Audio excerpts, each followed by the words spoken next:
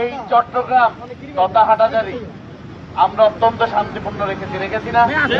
কোন প্রতিহিংসা বলার কিছু হয়েছে?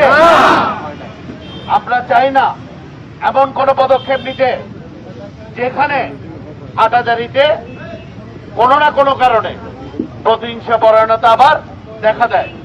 গত 17 বছর ধরে এই নিষিদ্ধ সংগঠন এবং তাদের নেতাকর্মী আমাদের হাজার হাজার নেতাকর্মীকে নির্যাতন নিপীড়ন কারাভোগে স্বীকার করেছে। কিন্তু আমাদের মাননীয় প্রধানমন্ত্রী জনাব তারেক রহমানের নির্দেশে এবং আমরা সকলে সিদ্ধান্ত নিয়েছি আমরা এই ধরনের কোন প্রতিহিংসা পরায়ণ কিছু করব না। এইটার মানে এইটা নয় যে আমাদের ভদ্রতার সুযোগ নিয়ে আপনারা রাজপথে অস্থিতিশীল করার চেষ্টা করবেন। মনে রাখবেন আমরা কেউ আমি দামি নির্বাচনের এমপি নয়। জনাব তারেক রহমানের নেতৃত্বে 209 জন এমপি জনগণের প্রত্যক্ষ ভোটে নির্বাচিত। আমাদের মূল পরিচয় হচ্ছে আমরা শহীদ জিয়ার সৈনিক।